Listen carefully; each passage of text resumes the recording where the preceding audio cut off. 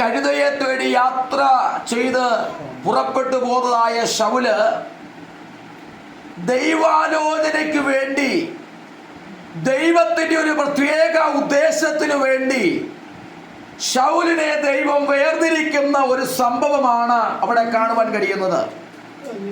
ശമൂവേൽ പ്രവാചകനോട് ദൈവത്തിന്റെ ആത്മാവ് ഇടപെടുകയാണ്. ഇസ്രായേൽ ജനം തങ്ങളെ പരിപാലിക്കേണ്ടതിനും തങ്ങളെ നടത്തേണ്ടതിനുമായിട്ട് ഒരു രാജാവിനെ വേണമെന്ന് ദൈവത്തോട് ചോദിക്കുവാനിടയായി തീർന്നു. തങ്ങൾ ചോദിച്ച പ്രകാരം ദൈവം അവർക്ക് വേണ്ടി ഇസ്രായേലിലെ ഒരു പ്രബലനായിരിക്കുന്ന ബെന്യാമിൻ ഗോത്രക്കാരനായ കീശിന്റെ മകനായിരിക്കുന്ന ശൗലിനെ അവർക്ക് രാജാവായി വേണമെന്ന് അവർ ആഗ്രഹിച്ചു. അവരാഗ്രഹിച്ചതുപോലെ തന്നെ ദൈവം ശമൂവേൽ പ്രവാചകൻ മുഖാന്തരം ദൈവം ശമൂവേലിനോട് ഇടപെടുന്ന ഭാഗമാണ് നമ്മൾ ചിന്തിക്കുവാനിടയായി തീർന്നത്. രണ്ട് പ്രത്യേക സംഭവങ്ങളാണ് നമുക്കിവിടെ കാണുവാൻ കഴിയുന്നത്. ഒന്നാമത്തെ സംഭവം എന്ന് പറയുന്നത്, ശമൂവേൽ ശൗലിനോട് പറയുന്ന ഒരു വാക്ക് ഇങ്ങനെയാണ്: ഞാൻ നിന്നോട് ദൈവത്തിന്റെ അരുളപ്പാട് അറിയിക്കേണ്ടതിന് നീ എന്ത് ചെയ്യണം? അല്പം നിൽക്കുക. സ്തോത്രം. ഇന്ന് പകൽക്കാലം ദൈവത്തിന്റെ പരിശുദ്ധാത്മാവിന് നമ്മോട് ചിലത് ഇടപെടാനുണ്ട്. ദൈവത്തിന് നമ്മോട് ചിലത് സംസാരിക്കാനുണ്ട്.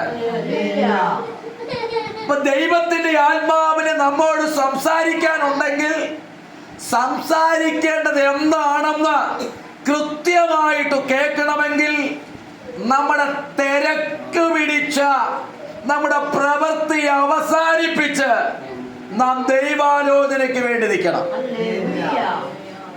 ഇവിടെ ശൗൽ എന്തിനു വേണ്ടിയാ പുറപ്പെട്ടത്? അപ്പന് പ്രിയപ്പെട്ട കഴുത, അപ്പന് വിലപിടിപ്പുള്ള വസ്തുവാ. അതിവിടെ കഴുതയാ. അപ്പൊ അപ്പന് ഏറ്റവും പ്രിയപ്പെട്ട ഒന്ന് നഷ്ടപ്പെട്ടു പോയി. നഷ്ടപ്പെട്ടതിനെ അപ്പന് തിരിച്ചു കൊടുക്കാൻ പരിചാരകങ്ങളോടുകൂടെ തൻ്റെ മകന് ഇറങ്ങി. ഇല്ലേ? ഏടെ പരിചാരകങ്ങളെല്ലാം വിട്ടാൽ മതി. വീട്ടിൽ ഒത്തിരി ജോലിക്കാരുണ്ട്, അവരെയൊക്കെ വിട്ടാൽ മതി. കാരണം ജോലിക്കാരനുണ്ട് എന്നുള്ളൊരു തെളിവ് ശമൂവേലിനെ പറയുന്നുണ്ട്. എന്നാ പറയുന്നത് അല്ലേ? അവിടെ നിന്റെ ഭൃത്യനോട് പറയുക, അവൻ മുൻപേ പോകട്ടെ, അവൻ പോയി അവൻ അന്വേഷിക്കട്ടെ, പക്ഷെ നീ നിൽക്ക്. എന്താ കാരണം?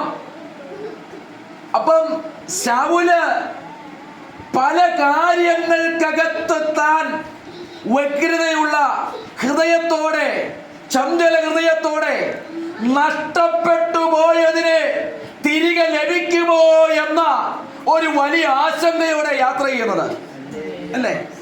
വിലപിടിപ്പുള്ള ഒന്ന് കയ്യിൽ നിന്ന് നഷ്ടപ്പെട്ടു പോയാൽ നമ്മുടെ ഹൃദയത്തിന്റെ നിലവാരം എപ്രകാരമാണ്? എങ്ങനെയാ മിനുവാൻറ്റി?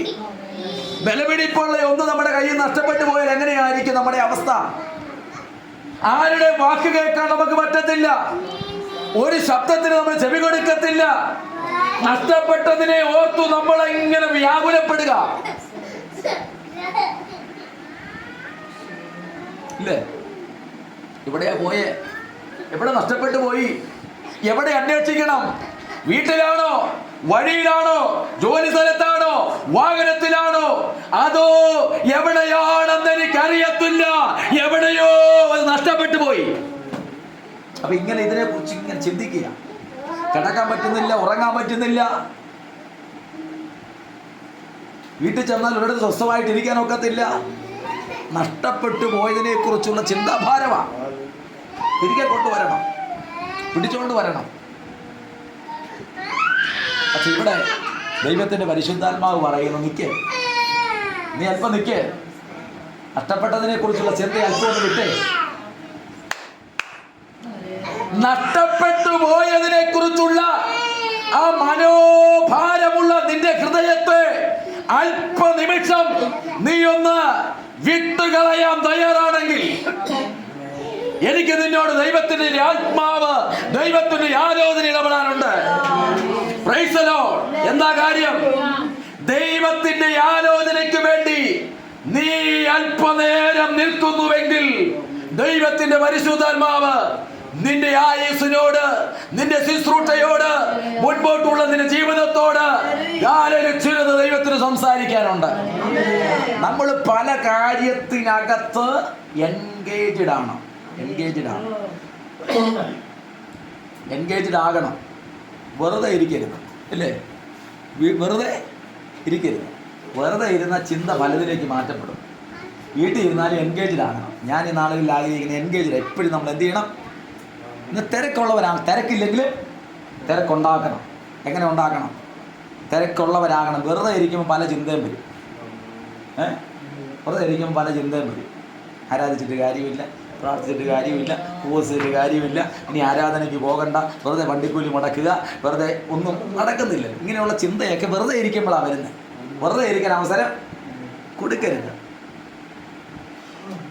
മടിയനായി മാറരുത്. എന്ത് ചെയ്യണം? നല്ലപോലെ പ്രവർത്തിക്കണം.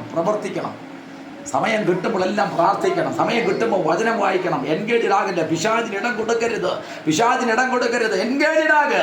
അപ്പൊ എന്തിനൊക്കെയോ നഷ്ടപ്പെട്ടതിനെ ഓർത്ത് വ്യാകുലപ്പെട്ട് യാത്ര ചെയ്യുന്ന ശൗലിനോട് പറയാം, നിൽക്ക്. ദൈവത്തിന്റെ ആത്മാവിന് ചില കാര്യത്തിന് നിന്നോട് ഇടപെടാനുണ്ട്. അവൻ നിന്നു. ഇതൊരു വലിയ കാര്യമാണ്. ഏറ്റവും വിലപിടിപ്പുള്ളത് നഷ്ടപ്പെട്ടു പോയാൽ സാധാരണക്കാരനായ ഒരാൾ നിൽക്കത്തില്ല. പക്ഷെ ദൈവത്തിന്റെ ആലോചനയാണല്ലോ എന്ന് കേട്ടപ്പോൾ അവിടെ നിന്നു. ഇനി കേട്ട് കഴിയുമ്പം എന്തിനാ നിന്നത്? പ്രവാചകൻ ശൗലിനെ കുറിച്ച് വ്യക്തമായി, ശമൂവേലിനെ കുറിച്ച് ശൗലിന് വ്യക്തമായിട്ട് അറിയാം. മറ്റു ദൈവത്തിന്റെ പ്രവാചകനാണ്. അപ്പൊ അല്പം നിൽക്കാൻ പറഞ്ഞത് നഷ്ടപ്പെട്ടു പോയ കഴുത ഇന്ന സ്ഥലത്തുണ്ടെന്ന് ഒരുപക്ഷെ പറയാനായിരിക്കുമെന്നാണ് ശൗല് വിചാരിച്ചത്. ആണോ? അങ്ങനെ ചിന്തിച്ചു. നഷ്ടപ്പെട്ടതിനെ ഓർത്ത് ഭാരപ്പെടുകയല്ലേ? കൂട്ടം തെറ്റിപ്പോയതിനെ ഓർത്ത് ഭാരപ്പെടുക. എന്നാൽ അതിനെക്കുറിച്ചായിരിക്കുമെന്നാണ് ശൗല് ചിന്തിച്ചത്. എന്നാൽ ചിന്ത വേറെയാ. ദൈവത്തിന്റെ പദ്ധതി വേറെയാ. ശൗല് നിന്നു. ഭൃത്യൻ മുന്നോട്ട് പോയി. ശമൂവേലിനോട് ദൈവത്തിന്റെ ആത്മാവ് ഇടപെട്ടു. ശമൂവേലേ, നിന്റെ കയ്യിൽ മറഞ്ഞിരിക്കുന്ന തൈലക്കൊമ്പ് വെളിപ്പെടട്ടെ. അത് ശൗലിന്റെ ശിരസിന്മേൽ ഒഴിച്ചിട്ട് പറഞ്ഞു, നിന്നെ ഇസ്രായേലിന്റെ പ്രഭുവാക്കി ദൈവം തെരഞ്ഞെടുത്തിരിക്കുക. അപ്പന്റെ കഴുതയെ തേടി പോയവനെ ഇസ്രായേലിന്റെ രാജ്യസ്ഥാനത്തിലേക്ക് ദൈവം കൈപിടിച്ച് അവനെ കയറ്റുവാൻ ഇടയായി തീർന്നെങ്കിൽ ദൈവശബ്ദത്തിനു വേണ്ടി 2025 നീ നിൽക്കാൻ തയ്യാറാണെങ്കിൽ ദൈവം നിന്നെ ചില മാന്യമായ പദവിയിലേക്ക് ദൈവം നിന്നെ കരം പിടിച്ചു കയറ്റും. Praise the Lord. ഹല്ലേലൂയ. അടുത്ത ഭാഗം കൂടെ പറഞ്ഞ് നമുക്ക് പ്രാർത്ഥിക്കാം. 7-ാമത്തെ വാക്യം ഒന്ന് വായിച്ചേ. ഇവിടെ എന്നെ ഒരുപാട് സന്തോഷിപ്പിച്ച ഒരു ഭാഗമാണത്.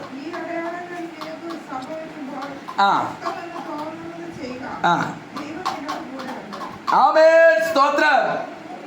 ശൗലിനോട് ശമൂവേൽ പറയുക, ചില അടയാളങ്ങൾ നിന്റെ ജീവിതത്തിൽ സംഭവിക്കും. നീ ഇറങ്ങി പുറപ്പെട്ടത് ചില നഷ്ടങ്ങളെ ഓർത്തു നീ ഇറങ്ങിയതാ. പക്ഷെ നീ ഇവിടുന്ന് മടങ്ങിപ്പോകുമ്പോൾ നിന്റെ ജീവിതയാത്രയിൽ ചില അടയാളങ്ങൾ നിനക്ക് വെളിപ്പെടാൻ തുടങ്ങും. 1-ാമത്തെ കാര്യം വായിച്ചോ? 2-ാം അധ്യായം മുതൽ താട്ട് വായിച്ചോ? അല്ലല്ല, 10-ാം അധ്യായത്തിന്റെ 2 മുതലുള്ള വാക്യം ഒന്ന് വായിച്ചു. 3-ാമത്തെ വാക്യം. നീ മുൻപോട്ട്, അവിടെ നിന്ന് നീ മുൻപോട്ട് നീങ്ങുമ്പോൾ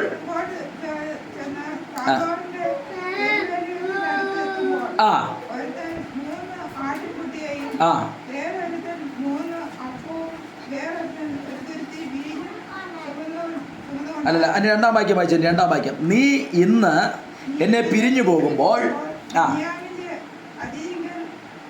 സെൻസകരിൽ റാഗേലിന്റെ കല്ലറക്കൽ വെച്ച്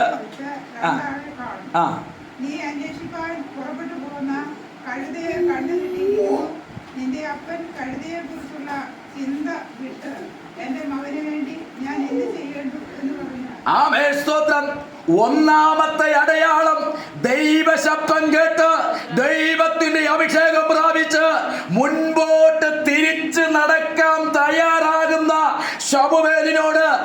ശൗലിനോട് ദൈവത്തിന്റെ ആത്മാവ് ഇടപെടുക. നീ കടന്നു ചെല്ലുമ്പോൾ രണ്ടാൾക്കാര് എവിടെയാ ഇടപെടുന്നത്? ഹല്ലേലൂയ. ബെന്യാമിന്റെ അതിരിങ്കിലെ സെൻസകരിലുള്ള റാഗേലിന്റെ കല്ലറയ്ക്കൽ വെച്ച് കൃത്യമായിട്ട് ഒരു ദർശനം, ഒരു വെളിപ്പാട് ശമൂവേലിന് കൈമാറുക. രണ്ടുപേരും നിന്റെ നേരെ വരും. അവര് നിന്നോട് പറയുന്ന ഒരു ദൈവശബ്ദമുണ്ട്: അപ്പന്റെ നഷ്ടപ്പെട്ടു പോയ കഴുതയെ മടക്കി കിട്ടിയിരിക്കുന്നു. നീ ദൈവശബ്ദത്തിന് കാതുകൊടുത്ത് നിൽക്കാൻ തയ്യാറായാൽ നഷ്ടപ്പെട്ടത് നീ വിചാരിച്ചത് ഹല്ലേലൂയ ദൈവം നിനക്ക് മടക്കി തരാൻ, ദൈവം നിനക്ക് മടക്കി തരാൻ ഈ 2025 എന്റെ ദൈവം വിശ്വസ്തനാണ്. നഷ്ടപ്പെട്ടതിന്റെ ആരോഗ്യം, നഷ്ടപ്പെട്ടതിന്റെ സമാധാനം, നഷ്ടപ്പെട്ടതിന്റെ സമ്പത്ത്, നഷ്ടപ്പെട്ടതിന്റെ കുടുംബം, നഷ്ടപ്പെട്ടതിന്റെ തലമുറ മടക്കി തരാൻ എന്റെ ദൈവം വിശ്വസ്തനാണ്. എത്ര ദൈവമക്കൾക്ക് ഇന്ന് പകൽക്കാലം വിശ്വാസമുണ്ട്? ദൈവശബ്ദത്തിന് മുഴുവൻ നീ നിൽക്കാൻ തയ്യാറായാൽ ഇന്ന് പകൽക്കാലം യേശുവിന്റെ നാമത്തിൽ നിനക്ക് വേണ്ടി ദൈവത്തിന്റെ കാര്യം ഇന്ന് പകൽക്കാലം തുറക്കപ്പെടുകയാണ്. ഞാൻ വിശ്വസിക്കുക, ശമൂവേൽ പറഞ്ഞ ആലോചനയുടെ നടുവിൽ ശൗല് നിന്നതുകൊണ്ടും ദൈവത്തിന്റെ അഭിഷേക തൈലം അവന്റെ മേൽ വീണതുകൊണ്ടും അവന് ദൈവത്തിനൊരു കാര്യം ബോധ്യമായി. അവൻ ഏതിന്റെ വിഷയത്തിന് നടുവിലാണോ ഭാരത്തോടെ വന്നത്, ഏത് വിഷയത്തിന് നടുവിലാണോ അവൻ ഭാരത്തോടെ ഭവനത്തിൽ നിറങ്ങിയത്, അവൻ ഇറങ്ങിയ വിഷയത്തിന് ആദ്യം തന്നെ മറുപടി കൊടുത്തു. ഇന്ന് പകൽക്കാലം നിന്നെ വേദനിപ്പിച്ച, ഭാരപ്പെട്ട, കണ്ണുനീരൊഴുക്കി അലയുന്ന വിഷയത്തിന് ഇന്ന് പകൽ മറുപടി തരുവാൻ എന്റെ ദൈവം വിശ്വസ്തനാണ്. കരമുയർത്തി കർത്താവിനെ സ്തുതിച്ചേ. ആദ്യം കേൾക്കുന്നത് നിന്നെ നഷ്ടപ്പെട്ടു പോയത് മടങ്ങി വന്നു എന്നുള്ള വാർത്ത. ചില നഷ്ടങ്ങൾ ദൈവം ഈ ആണ്ടിന്റെ ആരംഭത്തിൽ മടക്കി തരാൻ പോവുക. നീ ആദ്യം കേൾക്കാൻ പോകുന്ന ദൈവശബ്ദം നഷ്ടപ്പെട്ടെന്ന് കരുതിയത് അപ്പന്റെ ഭവനത്തിലുണ്ട്. നഷ്ടപ്പെട്ടത് എവിടെയാ? അവന് പോലും അറിയത്തില്ല എവിടെയാണെന്ന്. പക്ഷെ ഇപ്പൊ നഷ്ടപ്പെട്ടത് എവിടെയുണ്ട്? എവിടെയാ ഉള്ളത്? എവിടെയാ നഷ്ടപ്പെട്ട കഴുത? എവിടെയാ ഇപ്പം? ഓ, അപ്പന്റെ വീട്ടിനകത്ത് കഴുതയുണ്ട്. അപ്പന്റെ വീട്ടിലെത്തിച്ചത് ദൈവമാണെന്ന് ഇന്നു പകൽ മഹാദൈവത്തിന്റെ ആ കരത്തിനകത്തേക്ക് നഷ്ടപ്പെട്ടു പോയത് മടങ്ങി വരാൻ പോകുക.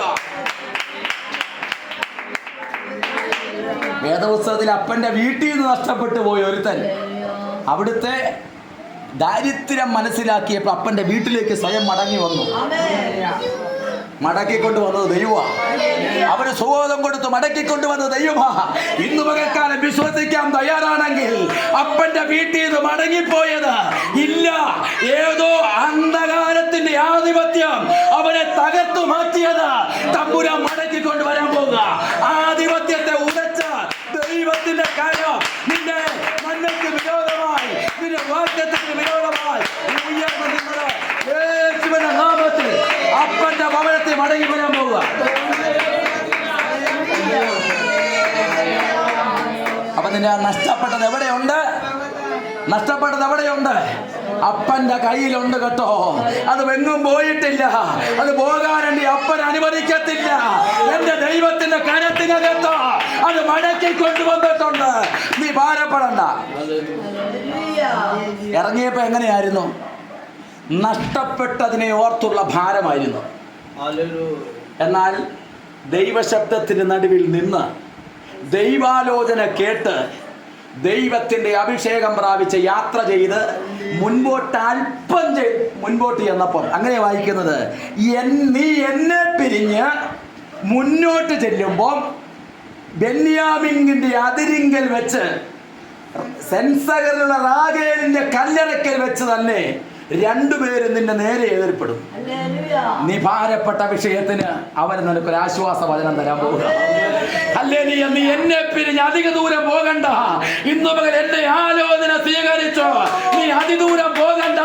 എന്റെ ദൈവം ആശ്വാസത്തിന്റെ ഒരു വിടുതലിന്റെ ഒരു സന്ദേശം ഈ 2025 ആരംഭത്തിൽ കണ്ട് വിശുദ്ധ സഭയെ നിങ്ങളോട് കൈമാറുകയാ. ചില ഭാരം ദൈവം എന്ത് ചെയ്യാൻ പോവുക? എടുത്തു മാറ്റാൻ പോവുക. ചില ഭാരം നീ അന്വേഷിച്ചിട്ട് കണ്ടുപിടിക്കാൻ കഴിയാത്ത ചില വിഷയം ദൈവം തന്നെ അതിനെ അന്വേഷിച്ച് നിനക്ക് ഹല്ലേലൂയ വേണ്ട ഇടത്ത് കൊണ്ടുവന്ന് വെക്കാൻ പോവുക. ഇന്ന് വരെ ചില തടിയിലുകൾ ദൈവം ചെയ്യാൻ പോവുക. ദൈവത്തിന്റെ കരുതല് നീ കാണാൻ പോവുക. ഹല്ലേലൂയ. 2025 വിശ്വസിക്കാൻ തയ്യാറാണോ? വിശ്വസിക്കാൻ തയ്യാറാണോ? അധികം ഒന്നും മുന്നോട്ട് പോകണ്ട. വാഗ്ദത്തത്തിന് വേണ്ടി ചെവി കൊടുത്തോ, പ്രമാണത്തിനകത്ത് നിൽക്കാൻ തയ്യാറായിക്കോ, അഭിഷേകം നഷ്ടപ്പെടാതെ യാത്ര ചെയ്തോ. അധികം മുന്നോട്ട് പോകണ്ട, അധികം മുന്നോട്ട് പോകണ്ട. നിനക്ക് വേണ്ടുന്നത് എന്റെ ദൈവം വെളിപ്പെടുത്താൻ പോവുക. സ്തോത്രം. ആദ്യം കേൾക്കുന്നത് നീ ഏതിനെ ഓർത്ത് ഭാരപ്പെട്ടോ ആ വിഷയത്തിന് ആദ്യം മറുപടിയാണ്.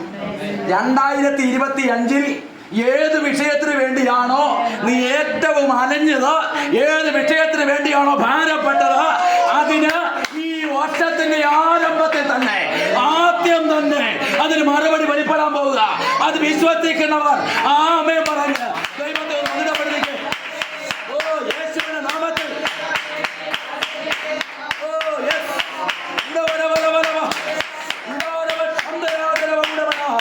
യേശുവിന്റെ നാമത്തിൽ. ഹല്ലേലൂയ.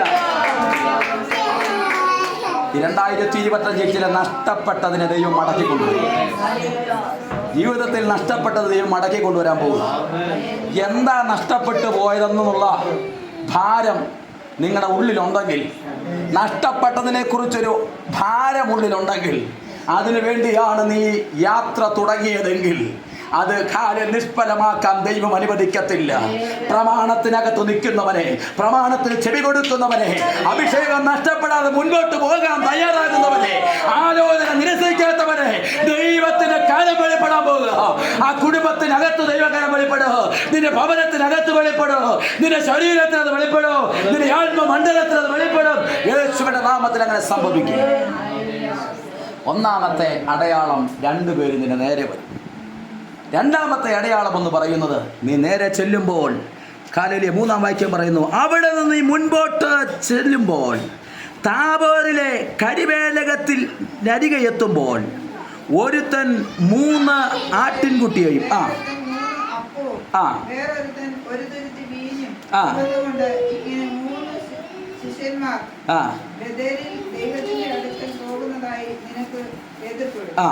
അവർ നിന്നോട് കുശലം ചോദിക്കും. നിനക്ക് 2 അപ്പവും തരും. നീ അത് അവരുടെ കയ്യിൽ നിന്ന് വാങ്ങിക്കൊള്ളണം. അതിനുശേഷം നീ ഫെലിസ്ത്യരുടെ പട്ടാളം ഉള്ള ദേവഗിരിക്ക് എത്തും. അവിടെ പട്ടണത്തിൽ കടക്കുമ്പോൾ മുൻപിൽ വീണ മതി. രണ്ടാമത്തെ കാര്യം എന്ന് പറയുന്നത്, നീ അങ്ങോട്ട് ചെല്ലുമ്പോൾ ദൈവത്തിന് സ്തോത്രം, ദൈവത്തിന് സ്തോത്രം എന്ത് ചെയ്യും? 3 പുരുഷന്മാർ നിനക്ക് എതിർപ്പെടും. അവർ നിന്നോട് കുശലം ചോദിക്കും. നിനക്ക് ആവശ്യമുള്ള നന്മ അവർ നിനക്ക് കൈമാറും. ഒന്നാമത്തേത് നിനക്ക് നഷ്ടപ്പെട്ടത് മടക്കി തരുമ്പം, രണ്ടാമത് ശൗലിനോട് പറയുക, നീ അങ്ങോട്ട് ചെന്ന് കഴിയുമ്പം അവര് 3 ആട്ടിൻകുട്ടിയും 3 അപ്പവും ദൈവത്തിന് സ്തോത്രം 1 തുരുത്തി വീഞ്ഞും അവരുടെ പക്കലുണ്ട്. അതൊരു അടയാളമാ. ദൈവത്തിന് സ്തോത്രം നിനക്ക് വേണ്ടുന്ന ചില വഴി തുറക്കുന്നതിനൊരു അടയാളമാ. അങ്ങോട്ട് ചെല്ലുമ്പോൾ അവൻ നിന്നോട് കുശലം ചോദിക്കും എന്ന് പറഞ്ഞാൽ ഒരു സ്നേഹിതനെ പോലെ നിന്നോട് ഇടപെടാൻ തുടങ്ങും. അവർ ഇടപെട്ട് കഴിയുമ്പോൾ കുശലം പറയുന്നു. അങ്ങനെയല്ലേ? ഒരിക്കലും പരിചയമില്ലാത്ത ഒരു കുശലം പറയല. ആമേൻ. പരിചയം ഉണ്ടെങ്കിൽ എന്ത് ചെയ്യും? കുശലം പറയും. നിങ്ങൾ പറഞ്ഞേ, കുശലം പറയുന്ന ആരാ? മുൻപരിചയമുള്ളവരാ എന്ന് പറഞ്ഞാൽ ഇത് പരിചയമില്ലാത്തവരാ. എന്നാൽ ദൈവാത്മാവിനാൽ നടത്തപ്പെടുമ്പോ ഒരു പരിചയമുള്ളവൻ പരിചയമില്ലാത്തവനെ പരിചയമുള്ളവനെ പോലെ മാറ്റി ദൈവം അവന് ആലോചന കൊടുക്കുക. അവര് കുശലം പറയുക മാത്രമല്ല, അവര് നിനക്ക് കഴിക്കാൻ 2 അപ്പം തരും. അപ്പം തരും. നിനക്ക് എന്ത് തരും? അപ്പം തരും. നീ ക്ഷീണിതരാ, നീ ഒരുപാട് യാത്ര ചെയ്ത് ക്ഷീണിച്ചവരാ. നിന്റെ പക്കൽ യാത്രയിൽ നിന്ന് വീട്ടിൽ നിന്ന് ഇറങ്ങിയപ്പോൾ നിന്റെ കയ്യിൽ ഒന്നുമില്ല. നിന്റെ കരം ശൂന്യമാണ്. പൊക്കണവും സഞ്ചിയും നിന്റെ കയ്യിലില്ല. നിനക്ക് മുൻപോട്ട് എങ്ങനെ പോകുമെന്ന് നിനക്കറിയത്തില്ല. ഒന്നാമത് നിന്റെ ഹൃദയത്തിന്റെ ഭാരം എടുത്തു മാറ്റി, നഷ്ടപ്പെട്ടതിനെ മടക്കി തന്നു. രണ്ടാമത് പറയുന്നു, നിന്റെ ആവശ്യം നിവർത്തിക്കാൻ പോവുക. Hallelujah, hallelujah. നിന്റെ ആവശ്യം അറിഞ്ഞ് നിനക്ക് വേണ്ടി പ്രവർത്തിക്കാൻ പോവുക. ഇപ്പൊ നിന്റെ ആവശ്യം നിനക്ക് വിശപ്പ് ഭാരപ്പെടുക എന്ന് പറഞ്ഞാൽ, നീ ഏത് വിഷയത്തിനകത്താണോ ദാരിദ്ര്യം അനുഭവിക്കുന്നത്, ഏത് വിഷയത്തിനകത്താണോ നീ ഭാരപ്പെടുന്നത്, അതിനകത്തൊരു ദൈവപ്രവൃത്തി വെളിപ്പെടാൻ പോവുക. നീ ഏത് വിഷയത്തിനകത്താണ് വിശന്നിരിക്കുന്നത്? ഇപ്പോൾ വിശക്കുന്നവരായ നിങ്ങൾ ഭാഗ്യവാന്മാർ. ഏത് വിഷയത്തിനകത്ത വിശപ്പ്? കർത്താവേ, എനിക്ക് വിശന്നിരിക്കുക, എനിക്ക് വിശപ്പുണ്ട്. എന്തിനകത്ത വിശപ്പ്? എനിക്ക് ഹാലിൽ വിശപ്പുള്ളത് പറയുന്നു, അപ്പത്തിനായിട്ടുള്ള വിശപ്പല്ല, വെള്ളത്തിനായിട്ടുള്ള ദാഹമല്ല, ദൈവത്തിന്റെ വചനത്തിന് വേണ്ടിയാ. ഇന്ന് മകൻ ദൈവവചനം എനിക്കാകുന്നത് പോലെ വേണം ദൈവം തരാൻ പോവുക. നീ ആഗ്രഹിക്കുന്നത് പോലെ ദൈവവചനം തരാൻ പോവുക. നിന്റെ വിശപ്പ് മാറ്റും ദൈവം. ദാരിദ്ര്യം ദൈവം മാറ്റുമെന്നാണ് പറഞ്ഞത്. ദാരിദ്ര്യം മാറണോ? ദാരിദ്ര്യം മാറും. ഒന്നാമത്തേത്, നഷ്ടപ്പെട്ടതിൻ്റെ അടുക്കിലേക്ക് മടങ്ങി വരുമ്പോൾ നിന്നെ ദാരിദ്ര്യം മാറ്റും. ദൈവം പറഞ്ഞു, അവൻ അപ്പം തന്നു, നീ മേടിച്ച് ഭക്ഷിച്ച് തിന്നു.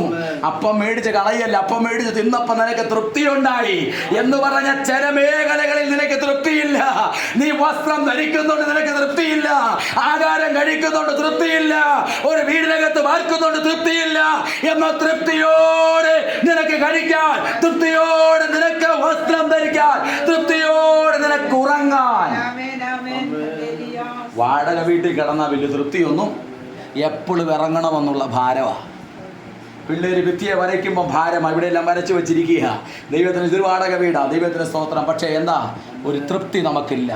എന്തോ ഒരു വലിയ കുറവ്, സ്വന്തമല്ലല്ലോ എന്നുള്ളൊരു വലിയ ഭാരം, ഇവിടുന്ന് ഒരു നാൾ ഇറങ്ങണമല്ലോ എന്നുള്ള വലിയൊരു ചിന്ത, അതെപ്പോഴാകുന്നു എന്നുള്ളൊരു ഭയങ്കര ഭയം. തൃപ്തിയില്ല. എന്നാൽ സ്വന്തം വീട്ടിലാണെങ്കിലോ ഭയങ്കര തൃപ്തിയല്ലേ? ഹോട്ടലിൽ പോയി കഴിക്കുമ്പോൾ വലിയ തൃപ്തിയൊന്നും, വീടിനകത്ത് മുളക് പൊട്ടിച്ചതാണെങ്കിലും ഭയങ്കര സംതൃപ്തിയാണ്, ഒരു കോൺഫിഡൻറ്റാ. ഇത് വിഷമില്ലാത്തതാ, ഇത് ഞാൻ അരച്ചതാ, ഇത് ഞാൻ പൊട്ടിച്ചതാ, ഇത് ഞാൻ കഴുകിയ അരിയാ. കടയിൽ കടിക്കുമ്പോൾ ഇത് നല്ലതുപോലെ കഴുകിയോ, ഇത് ആരാ ഇട്ടത്, കയ്യേല് മുറിവുള്ളവനാണോ, ഇത് അരച്ചത് മിക്സിക്കകത്താണോ, ഇതിനകത്ത് മാലിന്യം കൊണ്ടോ അറിയത്തില്ല, തൃപ്തിയില്ല. എന്നാൽ വീടിനകത്ത് വിളമ്പിത്തരുന്ന അമ്മ, വിളമ്പിത്തരുന്ന ഭാര്യ, വിളമ്പിത്തരുന്ന സഹോദരി, വിളമ്പിത്തരുന്ന ഭക്ഷണം കഴിക്കുമ്പോൾ ഒരു തൃപ്തിയുണ്ട്. അപ്പൊ നീ പലതിനകത്തും തൃപ്തിയില്ലാത്തതിന്റെ കാരണം ഇത് സ്വന്തമല്ലാത്തതുകൊണ്ടാണ്. സ്വന്തമല്ലാത്തത് കൊണ്ട് നിനക്ക് തൃപ്തിയില്ല. കിടക്കുന്ന വീട് നിനക്ക് തൃപ്തിയല്ല. കാരണം ഇതെന്റെ ആഗ്രഹങ്ങൾക്കൊത്തവണ്ണമല്ല, ഇത് മറ്റാരോ പണിതത്, ഞാൻ അതിനകത്ത് പാർക്കുക. പക്ഷെ എൻ്റെ മനസ്സിനകത്തൊരു സ്വപ്നമുണ്ട്, എൻ്റെ മനസ്സിനകത്തൊരു ചിന്തയുണ്ട്, ഒരു ആഗ്രഹമുണ്ട്. അതിനകത്ത് കാലുകുത്തുമ്പോൾ തൃപ്തി വെളിപ്പെടുന്നത്. അത് നിനക്കൊരു വാഹനമായാലും, അത് നിനക്കൊരു വീടായാലും, അത് നിനക്കൊരു ജോലിയായാലും നീ തൃപ്തി പ്രാപിക്കണമെന്ന് ദൈവം 2025 പറയുക. നീ തൃപ്തിയില്ലാത്ത ചില മേഖലയിലൂടെ കടന്നു പോവുക. ഈ ജോലി ഇഷ്ടപ്പെട്ട് ചെയ്യല്ല, ചെയ്യണമെന്നുള്ള നിർബന്ധം കിടക്കുന്നതുകൊണ്ട് ചെയ്യുക. ഇല്ലേ? എന്നാ കാരണം? തൃപ്തി. ഈ ജോലിക്കകത്ത് സന്തോഷിക്കാൻ പറ്റുന്നില്ല. ബിലീവേ, ദൈവം ഒരു വഴി തുറക്കാൻ പോവുക. സ്തോത്രം. 2025 ദൈവം ചില വഴി തുറക്കാൻ പോവുക. തൃപ്തിയില്ലാത്ത ചില മേഖലകളിലേക്ക് ദൈവത്തിന്റെ കരം വെളിപ്പെടാൻ പോവുക. ദൈവം പറയുന്നു, തൃപ്തിയില്ലാത്തവരെ തൃപ്തിപ്പെടുത്തുവാൻ കഴിയുന്നത് ദൈവം പരമേൽപ്പിച്ചിട്ടുണ്ട് എന്ന് പറഞ്ഞാൽ നീ സഞ്ചരിച്ചു പോകാൻ തയ്യാറാണെങ്കിൽ എവിടെന്നാ? ഇതൊന്നും ദൈവാലോചന വിട്ടില്ലെന്നുള്ളതാ. ഈ പോകുന്നതെല്ലാം ദൈവാലോചനയില്ല, അല്ലേ? ഇവിടുന്ന് ഡൈവേർട്ട് ചെയ്താൽ കിട്ടുകയില്ല. സെൻസറിലെ റാഹേലിന്റെ കല്ലറയ്ക്കൽ വെച്ച് പറഞ്ഞ ആലോചനയും അതിനുശേഷം നടക്കേണ്ടതായ ഈ ആലോചനയും നടക്കണമെങ്കിൽ നീ ആലോചനക്കകത്തുകൂടെ തന്നെ യാത്ര ചെയ്യണം. സ്തോത്രം.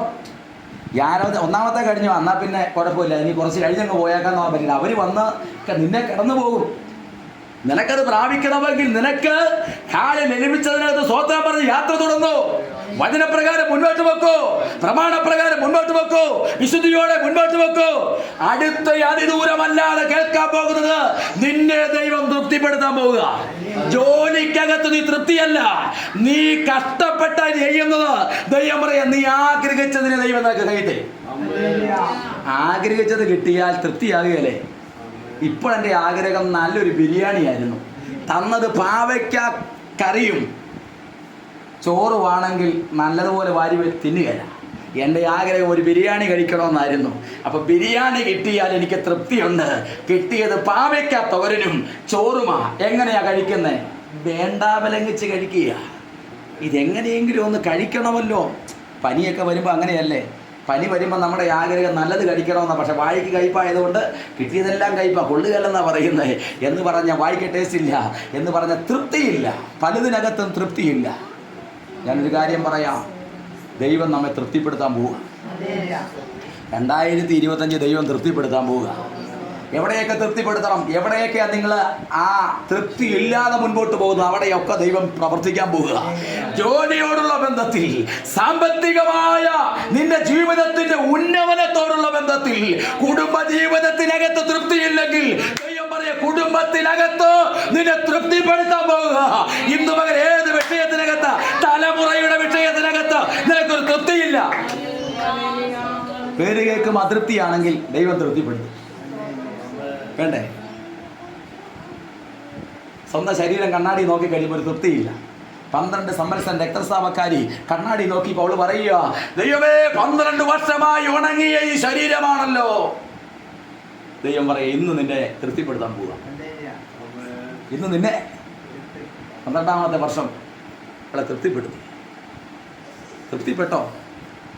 വിടുതൽ വരുമ്പം തൃപ്തി വരും. വിടുതൽ എവിടെയാ വന്നേ? അവിടെ ശരീരത്തെ അവൾ അറിഞ്ഞു, അവൾ തൃപ്തിയായി. വിടുതൽ വന്നാൽ തൃപ്തിയായില്ലേ? അപ്പൊ വിടുതലില്ലാത്ത വിഷയങ്ങൾ, ദീർഘനാളായി നീ ഭാരപ്പെടുന്ന വിഷയത്തിനകത്ത് നിന്റെ ശരീരത്തെ, ശാരീരിക മണ്ഡലത്തെ തൃപ്തിയില്ല, നിന്റെ ആരോഗ്യത്തിൽ നിനക്കൊരു തൃപ്തിയില്ല. ദൈവം പറയും, അതിനെ തൃപ്തിപ്പെടുത്താൻ ദൈവത്തിന് കഴിയും. ദൈവത്തിന്റെ വചനപ്രകാരം നീ യാത്ര ചെയ്താൽ നിന്നെ തൃപ്തിപ്പെടുത്താൻ ദൈവത്തിന് കഴിയും. സ്തോത്രം. അപ്പോൾ ദൈവം നമ്മളെ എന്ത് ചെയ്യാൻ പോവാ?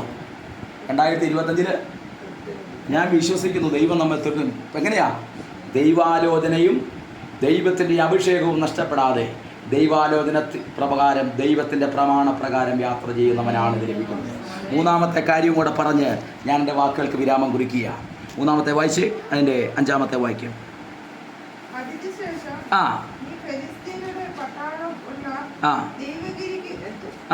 അവിടെ പട്ടണത്തിൽ കടക്കുമ്പോൾ മുമ്പിൽ വീണ, കപ്പ്, കുഴൽ, കിന്നരം എന്നിവയോടുകൂടി പൂജാഗിരിയിൽ നിന്ന് ഇറങ്ങി വരുന്ന ഒരു പ്രവാചക ഗണത്തെ കാണും. അവർ പ്രവചിച്ചുകൊണ്ടിരിക്കും, യഹോവയുടെ ആത്മാവ് ശക്തിയോടെ നിന്റെ മേൽ വന്നിട്ട് നീയും അവരോടുകൂടെ പ്രവചിക്കും. ആമേൻ, സ്തോത്രം. ഇവിടെ പറയുന്നു, ദൈവഗിരിക്കടുക്കലേക്ക് നീ നടന്നു ചെല്ലുമ്പോൾ എന്ന് പറഞ്ഞാൽ നിന്റെ ജീവിതത്തിലൊരു വലിയ ടേണിംഗ് ഉണ്ടാകാൻ പോവുക. ഇവിടെ ചിലത് നഷ്ടപ്പെട്ടതൊക്കെ നിനക്ക് തിരിച്ചു തന്നു. എന്താ? നീ ഭാരപ്പെട്ട് നിന്റെ ഹൃദയം കലങ്ങി വ്യാകുലപ്പെട്ട ചില വിഷയത്തിന് ഒന്നാമത് മറുപടി തന്നു. അതിനകത്ത് നീ വിശ്വസ്തയോടെ നിന്നു, സ്തോത്രം പറഞ്ഞ് നീ മുൻപോട്ട് പോയി. അടുത്ത സമയത്ത് തൃപ്തിയില്ലാത്ത നിനക്ക് നിന്റെ ആവശ്യങ്ങൾക്കകത്ത് ദൈവം നിന്നെ തൃപ്തിപ്പെടുത്തി. തൃപ്തിപ്പെട്ട് കഴിയുമ്പം പുറകോട്ട് പോകരുത്, ഇതുകൊണ്ട് നിർത്തരുത്, ഇവിടം വരെ മതിയെന്ന് പറയരുത്. ഇനി അല്പം കൂടെ മുൻപോട്ട് ചെല്ലുന്നു ആ ദൈവത്തിൻ്റെ പദ്ധതി. ഇവിടെ എത്താൻ വേണ്ടിയാ ദൈവം ഇതെല്ലാം തന്നത്. സ്തോത്രം. കർത്താവിനെ സ്തുതിച്ചേ. ഈ ദൈവഗിരിക്കടുക്കൽ എത്തേണ്ടതിന് വേണ്ടിയാ ദൈവം ഇതെല്ലാം മടക്കി തന്നത്. അത് മറന്നു പോകരുത്. നഷ്ടപ്പെട്ടതിനെ മടക്കി തന്നത്, തൃപ്തിയില്ലാത്തതിന് വിഷയങ്ങൾക്ക് തൃപ്തി തന്നത്, നിന്നെ പോഷിപ്പിച്ചത് ഇവിടെ എത്തേണ്ടതിന് വേണ്ടിയാ. ഇവിടെ എത്തിയാൽ നീ ആൾ മാറിയവനെ പോലെയാകും. അതാ എന്റെ ദൈവത്തിന് വേണ്ടത്. പ്രവചിക്കുന്നവരോട് കൂടെ പ്രവചിക്കാൻ, പ്രാർത്ഥിക്കുന്നവരോട് കൂടെ പ്രാർത്ഥിക്കാൻ, ആരാധിക്കുന്നവരോട് കൂടെ ആരാധിക്കാൻ ഇപ്പൊ നിനക്ക് കഴിയത്തില്ല. എന്നാൽ ചിലത് നിന്റെ ജീവിതത്തിൽ മടക്കി തരുമ്പോൾ പ്രാർത്ഥിക്കുന്നവരോട് കൂടെ, ആരാധിക്കുന്നവരോട് കൂടെ ആരാധിക്കാൻ ദൈവത്തിന്റെ പരിശുദ്ധാത്മാവ് നിനക്ക് ബലം നൽകുവാനിടയായി. ഇപ്പോൾ ആരാധിക്കാൻ പറഞ്ഞാൽ ആരാധിക്കാൻ പറ്റത്തില്ല, കാരണം ചിലതൊന്നും ലഭിച്ചിട്ടില്ല. എന്നാൽ ദൈവം മടക്കി തരാൻ പോവുക, ദൈവം കരഞ്ഞ് തരാൻ പോവുക. തൃപ്തി വന്നു കഴിയുമ്പോൾ ദൈവത്തെ മറന്നു പോകരുത്. ചിലത് മടക്കി ലഭിച്ചു കഴിയുമ്പോൾ ദൈവത്തെ മറന്നു പോകരുത്.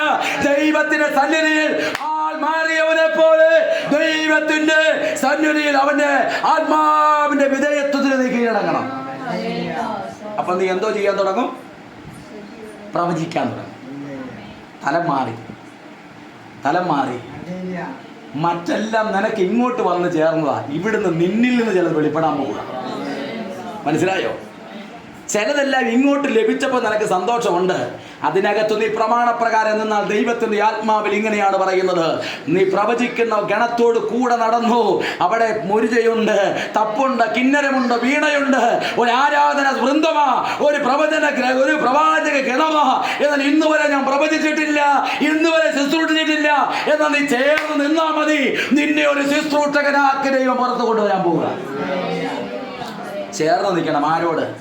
ആരാധിക്കുന്നവനോട് ചേർന്ന് നിൽക്കണം, പ്രാർത്ഥിക്കുന്നവനോട് ചേർന്ന് നിൽക്കണം, ദൈവത്തെ സ്തുതിക്കുന്നവനോട് ചേർന്ന് നിൽക്കണം. അല്ലെങ്കിൽ അതിന് ചേരാൻ കഴിയാത്ത വിഷയത്തിന് ആദ്യം തന്നെ മറുപടി തരിക. ദൈവം ഇന്ന് പകൽക്കാലം നൽകാൻ പോകുന്ന സന്ദേശം എന്ന് പറഞ്ഞാൽ 2025 ആരാധിക്കാൻ കഴിയാതെ പുറകോട്ട് വലിക്കുന്ന സകല വിഷയങ്ങൾക്കും ദൈവപ്രമാണത്തിൽ നിൽക്കാൻ തയ്യാറാണെങ്കിൽ മറുപടി തന്നിട്ട് ദൈവത്തെ സ്തുതിക്കത്തക്ക നിലവാരത്തിലേക്ക് ദൈവം കാര്യത്തെ കൈമാറ്റം ചെയ്യാൻ എന്റെ ദൈവം വിശ്വസ്തന. അമ്മയുടെ ഗർഭം മുതൽ മുടന്തനായവന് ആദ്യം സൗഖ്യം കൊടുത്തിട്ട് അവന്റെ ആരാധനയ്ക്ക് മാറ്റം വരുത്തിയതുപോലെ ഇന്ന് പകൽക്കാലം ദൈവജനമേ, ഇന്ന് ദൈവം നമുക്ക് വേണ്ടി കാര്യങ്ങളെ ക്രമീകരിക്കാൻ പോവുക. ഇതെല്ലാം നടന്നു. നഷ്ടപ്പെട്ടത് മടക്കി ലഭിച്ചു, തൃപ്തിയില്ലാത്ത വിഷയത്തിന് തൃപ്തി ലഭിച്ചു, അല്പം പ്രവചനം കിട്ടി. അടുത്ത കാര്യം ദൈവം പറയുന്നത് നിങ്ങൾ ഗൗരവമായിട്ട് ഓർക്കണം, മറന്നു പോകല്ലേ. 7-ാമത്തെ വാക്യം കൂടെ വായിച്ചു. നമ്മൾ പ്രാർത്ഥിക്കാൻ പോവുകയാണ്. ഈ അടയാളങ്ങൾ നിനക്ക് സംഭവിക്കുമ്പോൾ നിന്റെ മനസാക്ഷിക്ക് വിടുക. മനസാക്ഷിക്ക് ഇത്രയും കാര്യങ്ങൾ നടക്കുമ്പം യുക്തമെന്ന് തോന്നുന്നു നിനക്ക് ചെയ്യാം. ഇവിടെയാ ദൈവത്തിൻ്റെ സ്നേഹം നിങ്ങൾ മനസ്സിലാക്കണം. ഇത്രയും തന്നിട്ടും ഒരു കർക്കശവും പറയുന്നില്ല നിൽക്കണമെന്ന്. ഇല്ലേ? ശരിയല്ലേ? നഷ്ടപ്പെട്ടത് ഇത്തിരി കണ്ണുനീരൊഴുക്കിയത് മടക്കി കിട്ടി. തൃപ്തിയില്ലാത്ത മേഖലയിലെല്ലാം തൃപ്തി ലഭിച്ചു. പ്രാർത്ഥിക്കുന്നവരോട് ചേർന്ന് പ്രാർത്ഥിച്ചു, പ്രവചനവും കിട്ടി, കാര്യങ്ങളെക്കുറിച്ചുള്ള കാഴ്ചപ്പാട് ലഭിച്ചു. അന്നേരം പറയുക, ഇതെല്ലാം നിൻ്റെ ജീവിതത്തിൽ വെളിപ്പെട്ട് കഴിയുമ്പോൾ കുഞ്ഞേ, പ്രിയ മാതാവേ, പ്രിയ സഹോദരങ്ങളെ, ദൈവത്തിൻ്റെ ആത്മാവ് പറയുന്നൊരു സന്ദേശം ഇതാ, നിനക്ക് യുക്തമെന്ന് തോന്നുന്നു നിനക്ക് ചെയ്യാം. അവിടെ നിങ്ങൾ എന്തോ പറയും? ദൈവത്തിൻ്റെ സ്തോത്രം. ദൈവം പറയുക, ഞാൻ നിന്നോട് കൂടെയുണ്ട്. നീ ഏത് കാര്യം ചിന്തിച്ചാലും ഞാൻ നിന്നോട് കൂടെയുണ്ട്. പക്ഷെ നമുക്ക് പറയാൻ കഴിയണം. പത്രോസിനോട് കർത്താവ് ഇത് തന്നെ പറഞ്ഞില്ലേ? ഫിലിപ്പിൻ്റെ കൈസരി വെച്ച് പത്രോസിന് പറഞ്ഞു, നീ എന്നെ വിട്ട് പൊക്കോ, എന്തിനാ എൻ്റെ പുറകെ നടക്കുന്നത്? ഇങ്ങനൊരു വാക്ക് ദൈവം നമ്മോട് ചോദിച്ചാൽ നമ്മൾ എന്നാ മറുപടി പറയും ദൈവത്തോട്? ഇവിടെയാണ് നമ്മുടെ വിശ്വാസം തെളിയാൻ ദൈവം ആഗ്രഹിക്കുന്നത്. ഇവിടെ ദൈവം മറ്റൊരു വൻകാര്യം നമ്മളെ പരമേൽപ്പിക്കാൻ പോവുക. ഫിലിപ്പിൻ്റെ കൈസരി വെച്ച് പത്രോസിനോട് കർത്താവ് പറഞ്ഞൊരു കാര്യം ഇന്നതാ. എല്ലാവരും അങ്ങനെ പറഞ്ഞു. ചിലർ പ്രവാചകനെന്ന് പറയുന്നു, ചിലർ ഏലിയാവെന്ന് പറയുന്നു, എല്ലാവരും പലത് പറയുക. എന്നാൽ നിങ്ങൾ എന്നെക്കുറിച്ച് ആരെന്ന് പറയുന്നു? നീ ജീവനുള്ള ദൈവത്തിൻ്റെ പുത്രനായ ക്രിസ്തു എന്ന് ഞങ്ങൾ അറിയുന്നു. നിങ്ങൾ പൊക്കോ, നിങ്ങൾ നിൽക്കണ്ട. യേശു പറഞ്ഞത്. യേശു അങ്ങനെ പറയുമോ? യേശു എല്ലാവരെയും ഇങ്ങോട്ട് ക്ഷണിക്കുക അല്ലേ? ഉത്സവത്തിന്റെ മഹാദിനമായ ഒടുക്കത്തെ താഴ്ന്നു യേശു നിന്നുകൊണ്ട് പറയുന്നു, ദാഹിക്കുന്ന എല്ലാവരും എന്റെ അടുക്കൽ വരട്ടെ. അപ്പൊ ദാഹിക്കുന്നവരെ ദൈവം ഇങ്ങോട്ട് വിളിക്കുക. ആ ദൈവം തന്നെ യേശു പറയുക, നിങ്ങൾ പൊക്കോ, നിങ്ങൾക്ക് ഇഷ്ടമുള്ളിടത്തേക്ക് പൊക്കോ. അവിടെ നമ്മുടെ വിശ്വാസത്തെ അവൻ ശോധന ചെയ്യുക. കർത്താവിനോട് പത്രോസ് പറയുന്ന ഒറ്റ വാക്കിതാ, നിത്യജീവന്റെ മൊഴി നിന്റെ മക്കളേ ഉള്ളൂ, അതുകൊണ്ട് നിന്നെ വിട്ട് ഞങ്ങൾ എവിടെ പോകും? ഇത് കേൾക്കാനാ ദൈവം ആഗ്രഹിക്കുന്നത്. ഇത് നമ്മുടെ അതിരത്തിൽ നിന്ന് വരാനാ ദൈവം ആഗ്രഹിക്കുന്നത്. അവൻ നമ്മോട് പോകാൻ പറഞ്ഞാലും നമുക്ക് പോകാനൊക്കത്തില്ല. അവൻ നമ്മെ തള്ളിക്കളഞ്ഞാലും നമുക്ക് അവനെ വിട്ടുപിരിയാൻ പറ്റത്തില്ല. കാരണമെന്ന അവനുമായിട്ട് അതുപോലൊരു ബന്ധം നമുക്കുണ്ടാകണം. ഞാൻ എൻ്റെ കൊച്ചിനെ അടിച്ചാൽ അവൾ ഈ വീട്ടിൽ നിന്ന് ഇറങ്ങി പോവുകയല്ല, അവിടുന്ന് ഇറങ്ങി ഹാള് വരെ വരുള്ളൂ. കാരണം എന്നാ? അവക്കറിയാം, അപ്പനെന്നെ തല്ലിയാലും അപ്പനെന്നോട് ചിരിച്ചില്ലേലും ഞാൻ ഇച്ചിരി പിണങ്ങിയാലും എന്റെ അപ്പൻ അപ്പനാ. Praise the Lord. ആ ഒരു ബോധ്യമുള്ളത് കൊണ്ട് അവൾ വീട് വിട്ടു പോവുകയല്ല. എവിടെ പോയാലും ഇതെന്റെ അപ്പനാണെന്നൊരു ബോധ്യം ആ കൊച്ചിനുള്ളത് കൊണ്ട് അവൾ എന്നെ വിട്ടു പോകത്തില്ല. എത്ര തള്ളിക്കളഞ്ഞാലും പോവുകയല്ല. ഏത് വീട്ടിൽ കൊണ്ട് ഏത് ആൾക്കാരുടെ കൈ കൊടുത്താലും, ചില ചോക്ലേറ്റ് ഒക്കെ കൊടുത്താൽ കുറച്ച് നേരം ഒരു മണിക്കൂറൊക്കെ വേണമെങ്കിൽ സന്ധ്യയാകുമ്പോൾ പറയും എൻ്റെ അപ്പൻ്റെ അടുക്കിലേക്ക് പോകണം. ശരിയല്ലേ? ശരിയാണോ? ഏതൊരു കുഞ്ഞും അത് തന്നെയാണ് പറയുന്നത്. എൻ്റെ അപ്പൻ്റെ അടുക്കിലേക്ക് പോകണം. അപ്പൻ എന്നെ തല്ലിയതാ, എന്നാൽ ഞാൻ ഇനി അങ്ങോട്ട് പോകുന്നില്ലെന്ന് പറയുകയില്ല. വൈകുന്നേരം ആകുമ്പം അല്ലേ, രാത്രിയാകുമ്പം ഓരോർക്കം കഴിയുമ്പോൾ എഴുന്നേറ്റ് കരയാൻ തുടങ്ങി. എൻ്റെ അമ്മയെ കാണണം, അല്ലെങ്കിൽ എൻ്റെ അപ്പച്ചനെ കാണണം. പിന്നെ കൊണ്ടുപോയവർ വണ്ടി വിളിച്ച് കൊണ്ടുവരേണ്ടി വരും. ഞാനങ്ങനെ കൊണ്ടുപോയിട്ടുണ്ട്. ദൈവത്തിന് സ്തോത്രം. ഞാൻ പറഞ്ഞതിൻ്റെ താല്പര്യം, വിട്ടുപിരിയാൻ പറ്റാത്തൊരു ബന്ധം കിടക്കുക. എന്നാ ബന്ധം? എന്താ? അപ്പനും മോനും എന്നുള്ള ബന്ധമാ. എന്നെ അവൻ വില കൊടുത്തു വാങ്ങി. ഞാൻ അവന് മകനും, അവൻ എനിക്ക് പിതാവുമാ. അവൻ എന്നെ തല്ലിയപ്പോൾ ഞാൻ പിണങ്ങിപ്പോകത്തില്ല. അവൻ എന്നെ ദേഷ്യപ്പെട്ടപ്പോൾ പിണങ്ങിപ്പോകത്തില്ല. അവൻ എന്നോട് പിണങ്ങിയാലും, അതുകൊണ്ട് പറയും ഞാൻ നിന്നെ അല്പനേരത്തേന് ഉപേക്ഷിച്ചു. ദൈവം പറയുക, ഞാൻ നിന്നെ അല്പനേരത്തേന് ഉപേക്ഷിച്ചു. എങ്കിലും അയ്യോ, ആ വന്ന് വിളിക്കുന്നത് നിങ്ങൾ നോക്കിയേ. അടുത്ത വാക്യം പറയും, എങ്കിലും മഹാകരുണ. അത് നമുക്ക് പറയാൻ ഒക്കെയല്ല. എങ്ങനെയാണ്? ഒരല്പനേരത്തേന് കർത്താവ് പറയും, ഞാൻ അല്പനേരത്തേന് കുറച്ച് നേരം ഒന്ന് ഉപേക്ഷിച്ചതാണ്. പക്ഷെ ചേർക്കാൻ വരുമ്പം എൻ്റെ ഒന്ന് എന്താ ആ സ്നേഹം. വിദേശ നാട്ടിൽ നിന്ന് നാട്ടിലേക്ക് 3 വർഷം കൂടി നാട്ടിലേക്ക് വന്ന് കൊച്ചിനെയോ ഭാര്യയോ കാണുമ്പം ആ ഭാര്യ ഭർത്തൃ ബന്ധത്തിൽ, അപ്പനും മകനും മക്കളും തമ്മിലുള്ള ബന്ധത്തിൽ ഇടകലരുന്ന ആ ബന്ധത്തിൻ്റെ തീവ്രത വെളിപ്പെടുത്തുന്ന ആ സ്നേഹപ്രകടനങ്ങളെക്കാൾ വലുതാണ് ദൈവത്തിൻ്റെ ആ മഹാകരുണ എന്ന് പറയുന്നത്. അതൊരു ഉമ്മ കൊണ്ട് തീരുകയില്ല, അതൊരു ചുംബനം കൊണ്ട് തീരത്തില്ല, അതൊരു ആലിംഗനം കൊണ്ട് തീരത്തില്ല, അതിന് വാക്കുകൾ കൊണ്ട് പരിമിതപ്പെടുത്താൻ കഴിയാത്ത ഒരു വലിയ ദൈവ സാന്നിധ്യമാണ്. ദൈവത്തിന് സ്തോത്രം. ഹല്ലേലൂയ. ഇന്ന് പകൽക്കാലം ആ ദൈവത്തിന്റെ കരുണ അനുഭവിക്കുന്ന ദൈവ പൈതലേ, യുക്തം എന്തെന്ന് തോന്നുന്നത് നിനക്കും ചിന്തിക്കുവാനും പ്രവർത്തിക്കുവാനുമുള്ള അവകാശമുണ്ട്. ഇങ്ങനെ പറയുന്ന നമുക്കെല്ലാം നല്ലദാനവും തന്നിട്ട് നിനക്ക് ഇഷ്ടം പോലെ പ്രവർത്തിക്കാമെന്ന് അവസാനം പറയുന്ന ഒരു രക്ഷിതാവ് വേറെ എവിടെയെങ്കിലും ഉണ്ടോ? നിനക്ക് തന്നതിനെല്ലാം കണക്ക് പറയുന്നവരല്ലേ എല്ലാവരും.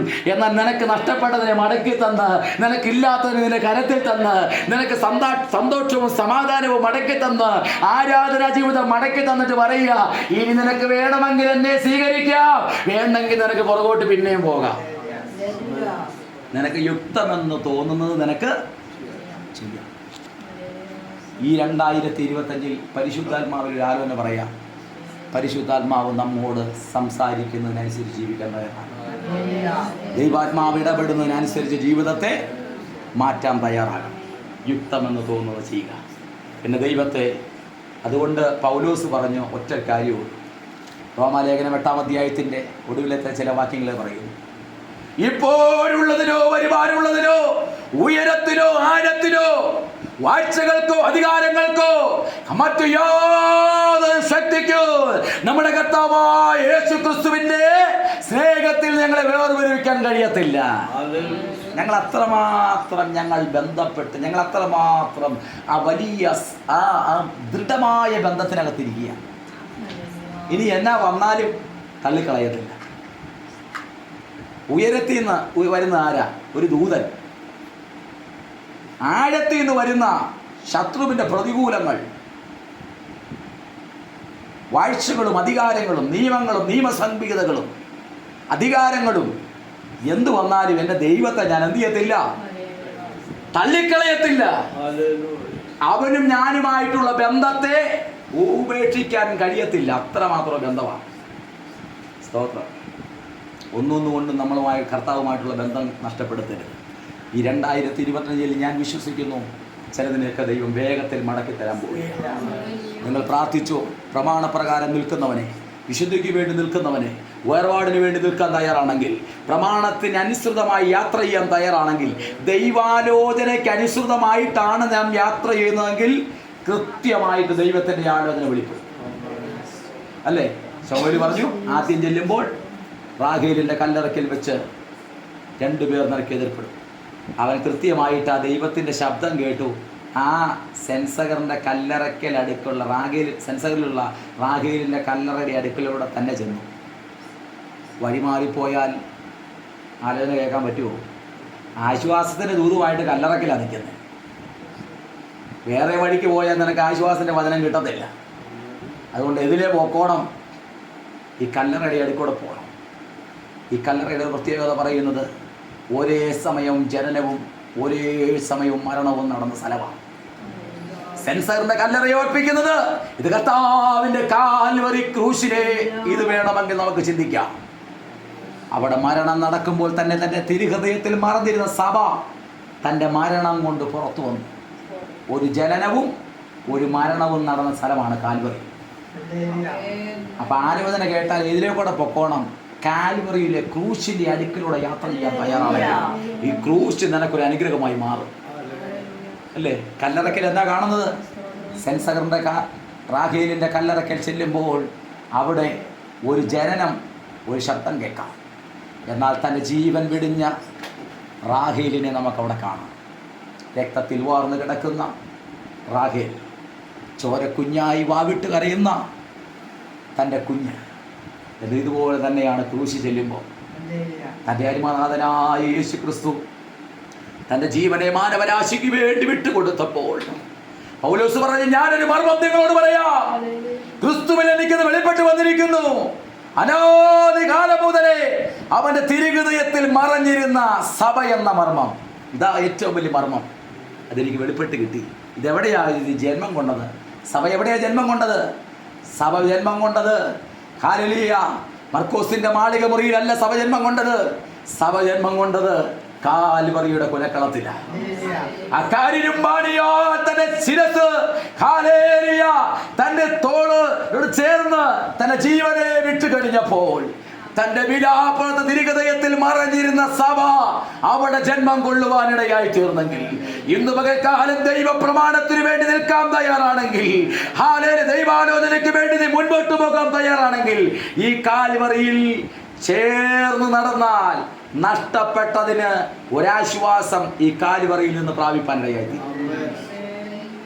എവിടെയാണ് ആശ്വാസം കേട്ടത്? ഈ റാഹേലിന്റെ കല്ലറയിലാണ്. കല്ലറയിൽ എവിടെയെങ്കിലും ആശ്വാസം എവിടെയെങ്കിലും കിട്ടുമോ?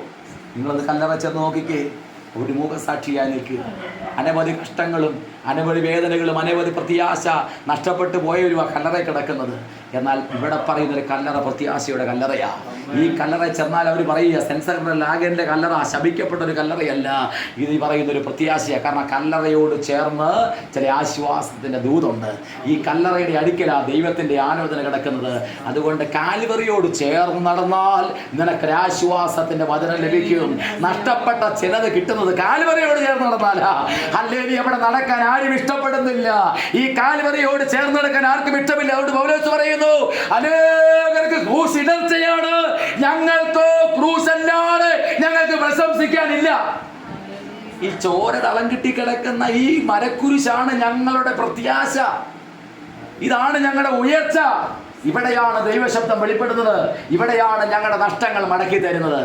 ഈ ക്രൂശിൽ വെച്ചല്ലേ നഷ്ടപ്പെട്ടത് മടക്കി തന്നത്. നമ്മുടെ ആരോഗ്യം മടക്കി ലഭിച്ചത് ക്രൂശില, നമ്മുടെ സമാധാനം മടക്കി ലഭിച്ചത് ക്രൂശില, അടിമത്തം നഷ്ടപ്പെട്ടത് ക്രൂശില, നമുക്ക് നിത്യ അവകാശം ലഭിച്ചത് ക്രൂശില, നമുക്ക് നരകം നഷ്ടപ്പെട്ട് സ്വർഗം ലഭിച്ചത് ഈ ക്രൂശിൽ ലഭിച്ചതാ. അതുകൊണ്ട് നഷ്ടപ്പെട്ടതിനെ ലഭിക്കുന്നത് ഈ ക്രൂശിനോട് ചേർന്ന്. അപ്പൊ ഇതിനെ നടക്കണം. ആലോചന കേട്ട് ഈ ക്രൂശിനോട് ചേർന്ന് നടക്കണം. ഇത് ത്യാഗമാണ്. ആൾക്കാരൊന്നും നഷ്ടപ്പെടാൻ നടക്കാൻ ആഗ്രഹിക്കാത്തൊരിടമാണ്. അതുകൊണ്ട് ദൈവസഭയെ, ദൈവജനമേ, എനിക്ക് നിങ്ങളോട് പറയാനുള്ളത്, ഈ 2025 ദൈവാലോചന പ്രകാരം ദൈവത്തിൻ്റെ പ്രമാണത്തിനനുസൃതമായി അഭിഷേകത്തിന് ശിരസിന്മേൽ വീണ അഭിഷേകം നഷ്ടപ്പെടാതെ നീ മുൻപോട്ട് പോകാൻ തയ്യാറാണെങ്കിൽ ദൈവം ചില വൻ കാര്യത്തിലേക്ക് നമ്മെ കൈപിടിച്ച് കയറ്റി വരടയായിരിക്കും. നമുക്ക് ദൈവത്തിൽ എഴുന്നേൽക്കാം. നമുക്കൊരുമിച്ച് പ്രാർത്ഥിക്കാം. പരിശുദ്ധാത്മാവിൻ്റെ